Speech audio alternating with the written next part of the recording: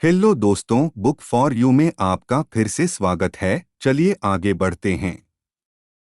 आदित्य झोपड़ी में आ गया। चारों तरफ बहुत शांति थी। एक तरफ दूर तक खेत दिख रहे थे, दूसरी ओर कई किलोमीटर तक फैला हुआ जंगल। एक तरफ गांव था और एक तरफ छोटी सी नदी बह रही थी। बड़ा ही मनोरम और मन को शांत करने वाला माहौल था। सभी गांव वालों ने बाबा के खाने का इंतजाम किया। रात होने को थी। सभी गांव वाले बाबा को प्रणाम करके अपने अपने घर चले गए। धीरे धीरे काफी रात हो गई थी। आदित्य झोपड़ी के बाहर खुले आसमान के नीचे बैठा चारों तरफ देख रहा था। खेत की तरफ से आती हुई ठंडी हवा, कलकल करती हुई नदी से आती हुई पानी की आवाज, जंगल से आता हुआ पत्तों का मधुर संगीत। वो अंदर से बहुत शांति महसूस कर रहा था और सोच रहा था कि आखिर ये सब हो कैसे रहा है। मैं कैसे पता लगाऊं, कुछ समझ में नहीं आ रहा है। आदित्य काफी रात तक सोचता रहा पर कुछ भी समझ नहीं आया।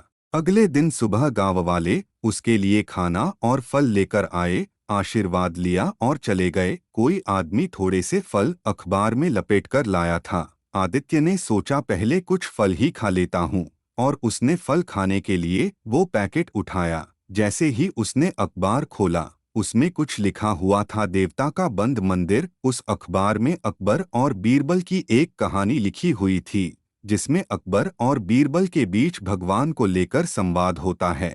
भगवान कैसे अपने भक्तों की मनोकामना पूरी करते हैं। आदित्य ने फल एक तरफ रख दिए और वो कहानी पढ़ने लगा। मैं आप सब लोगों को भी वो कहानी सुनाना चाहता हूँ, क्योंकि भगवान को समझने के लिए ये कहानी बहुत मदद करेगी। कहानी कुछ इस प्रकार है।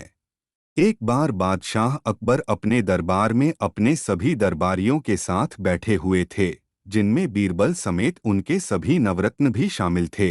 उनके कुछ दरबारी बादशाह से कहने लगे कि हम लोगों को साधु संत और पीर पैगंबरों को दान देना चाहिए और उनकी सेवा करनी चाहिए, क्योंकि उनके जरिए ही भगवान हमारी मुरादें पूरी करते हैं। बादशाह ने कहा कि हम हमेशा ही साधु संतों और पीर पैगंबरों की सेवा करते हैं, उनको खाना खिलाते हैं, उनको कपड़े, अनाज व धन दान करते हैं तथा अक्सर मंदिरों और दरगाहों में जाकर उनके रख रखाव में काफी रकम खर्च करते हैं। आखिर साधु संत और पीर पैगंबर खुदा के नेक बंदे हैं, जो हमारी बात खुदा तक पहुंचाते हैं। फिर बादशाह ने बीरबल से कहा कि बीरबल, आप चुप क्यों हैं? क्या आप हमारी बातों से सहमत नहीं हैं? बीरबल ने कहा कि माफ करें बादशाह, पर मैं आपकी बातों से सहमत नहीं हूँ। अकबर ने उनसे कहा, वो ऐसा कैसे कह सकते हैं, जबकि सारी दुनिया साधु संतों और पीर पैगंबरों को मानती है और मंदिर और दरगाहों पर सजदा करती है। लाखों लोगों की मुरादें ऐसी जगहों पर पूरी होती हैं। वहां उपस्थित लोगों में से एक दरबारी बोला कि बीरबल ऐसा कैसे कह सकते हैं। उन्हें बस खुद को अलग साबित करने की धुन लगी रहती है, जिसके कारण वो कुछ भी बोलते रहते हैं। दुनिया भर के लाखों करोड़ों लोग ऐसी जगहों पर पूजा करते हैं, प्रार्थना करते हैं और वहां उनकी मुरादें पूरी होती हैं। और ये करिश्मा इन्हीं पाक और पवित्र हस्तियों की वजह से ही होता है।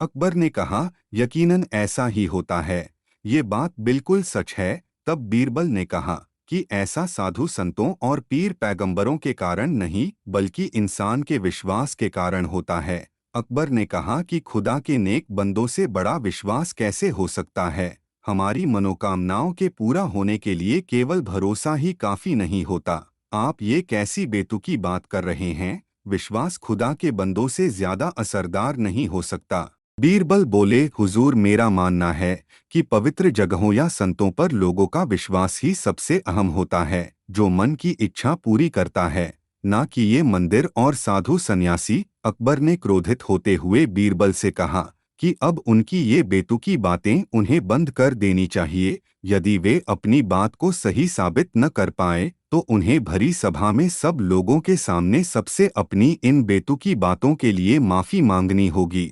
तब बीरबल ने कहा, उनका आशय किसी को परेशान करना या किसी मंदिर, मस्जिद और साधु संतों का अपमान करना नहीं था। मैं आप लोगों के सामने ये साबित कर दिखाऊंगा कि विश्वास ही सबसे जरूरी है, लेकिन इसके लिए मुझे 2 महीने का वक्त चाहिए। अकबर ने कहा कि चलो, आपको अपनी बात साबित करने के लिए 2 महीने का समय दिया, परंतु हमें नहीं लगता कि आप 2 महीने तो क्या 2 वर्ष, 20 वर्ष या फिर 200 वर्षों में भी अपनी बात को सही साबित कर पाएंगे। इससे बेहतर है कि आप अपनी हार मान लें और यहाँ उपस्थित लोगों से माफी मांग लें।